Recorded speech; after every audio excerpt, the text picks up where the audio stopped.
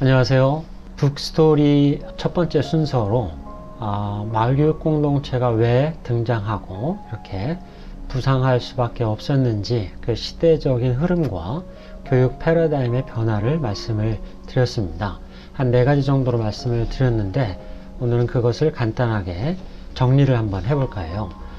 첫 번째로 왜 마을교육 공동체가 등장하게 되었는지에 대해서 시대적인 변화 혹은 교육적 변화로서 신자유주의 교육에 대한 반감 혹은 비판이 지금 교육 현장에서 대두되고 있다는 점입니다. 그동안 신자유주의적 교육 하에서 학교와 교육 환경은 많은 경우 시장화가 되었었죠. 그래서 이런 시장화의 흐름 속에서 학부모와 학생이 교육 소비자가 되고 그들이 마치 사교육을 선택하듯이 공교육마저도 이렇게 선택하는 것이 과연 교육적으로 올바른 것이고 우리가 지향하는 교육이냐 라는 문제제기가 있었고요. 우리가 궁극적으로 키우려고 하는 학생들 혹은 청소년들, 우리의 미래인 청소년들의 인재상이 과연 합리적인 소비자냐 아니면 민주적인 시민이냐 이에 대한 문제제기였습니다. 그리고 우리는 합리적인 소비자라기보다는 민주적인 시민으로 키워야 될 것인데 이 민주적인 시민으로 키우기 위해서 과연 학교라는 정해진 틀 그리고 교과서를 통해서 그리고 학교의 울타리 안에서 이러한 정형화된 교육으로 그것이 가능할 것이냐 그렇지 않다는 것이죠. 이러한 흐름 속에서 과연 우리가 키우려고 하는 우리 미래, 우리 사회의 미래인 청소년들의 인재상이 과연 합리적인 소비자인지 아니면 민주적인 시민인지 이 문제제가 있었던 것이고 우리가 키우려고 하는 건 민주적인 시민이다. 그러면은 민주적인 시민을 키우기 위해서 그동안 우리가 해왔던 학교라는 울타리 안에서 교과서를 바탕으로 하는 전통적인 교육 방법으로 이러한 민주 시민 교육이 가능한 것이냐 자연스럽게 학교의 울타리를 넘나들고 지역사회의 맥락적인 상황 혹은 교육적 환경 속에서 아이들이 성장을 해야 된다.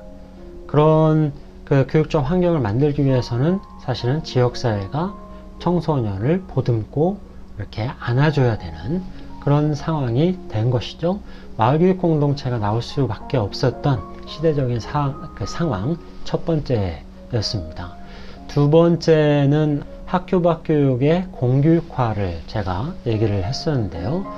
그동안 공교육은 학교라는 등식에서 이제는 벗어날 때가 됐다는 것이죠.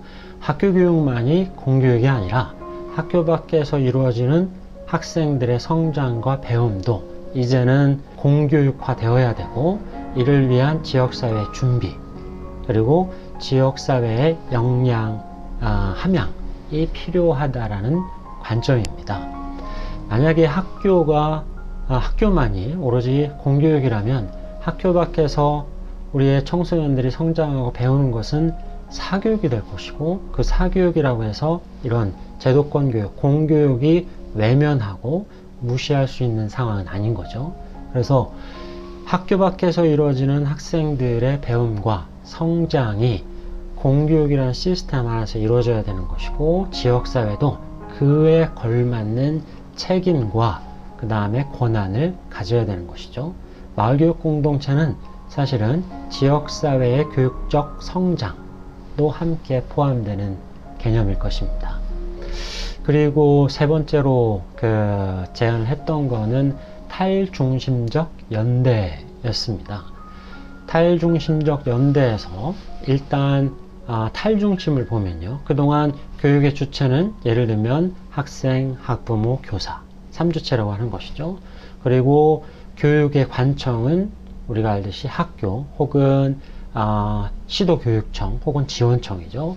그리고 위로는 이제 교육부가 교육의 주체였습니다. 하지만 혁신교육지구 사업을 통해서 우리가 경험을 하였듯이요. 이제는 일반자치라고 하는 소위 말하는 기초 혹은 광역 자치단체도 엄연한 교육의 주체로 자리매김하고 있는 추세입니다. 그리고 이러한 추세는 앞으로도 훨씬 더 가속화되고 본격화 될 것이라는 게 저의 예측입니다. 그러면은 이러한 중심성이 그동안 일부 주체 혹은 관청들이 주도를 했다면 이제는 그런 중심성이 낮아지고 다양한 교육 주체들이 서로 연결되고 협력하는 연대적 관계가 공고히 될 것이라는 것이죠. 마을교육 공동체 안에서 지역사회와 학교와의 협력 혹은 교육관청과 일반자치의 협력 그리고 지역사회 자체가 엄연한 교육 주체로 바로 서는 것, 이것이 이제 마을교육 공동체가 지향하는 바이기도 한 것이죠.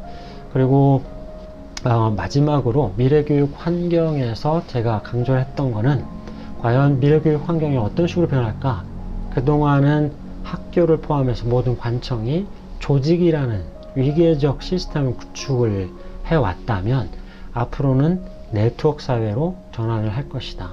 그럼 과연 학교와 지역사회가 교육을 위한 네트워크를 구축하고 네트워크에 기반한 교육공동체를 만든다는 건 어떤 의미일까? 이것이 중요한 것이죠. 학교 내에서도 예를 들면 네트워크화된 학교라고 했을 때 그동안 우리가 분리되고 분절되고 또는 떨어지고 유리되어 왔던 것들을 연결하고 연대시키는 것이 중요하겠죠. 그래서 교과를 통합시키고 학년과 학급의 경계를 무너뜨리고 학교와 학교가 협력하고 학교와 지역사회가 연대하고 궁극적으로 삶과 배움을 일치시키는 그러한 노력들이 이루어질 것이고 그리고 이루어져야만이 미래 교육 환경에 우리가 부응하고 준비하는 것이다 라는 겁니다. 그러면 이러한 연대와 협력은 바로 학교 안에서만 이루어지는 것이 아니라 지역사회가 함께 해야 되는 것이고 마을교육 공동체가 필요한 이러한 이유 중에 하나로 자리 잡을 수밖에 없습니다. 그래서 이러한 네 가지의 시대적인 혹은 교육적인 패러다임 변화를 통해서 지역사회에 함께하는 혹은 학교와 지역이 연대되는 마을교육 공동체는 앞으로도 지속될 것이다 라는 말씀을 드리면서 다음번에는요 본격적으로 마을교육 공동체의 실천적 의미 그리고 마을의 의미 그리고 마을교육 공동체의 시대적이고 미래적인 가치들을 말씀드리도록 하겠습니다. 네, 감사합니다.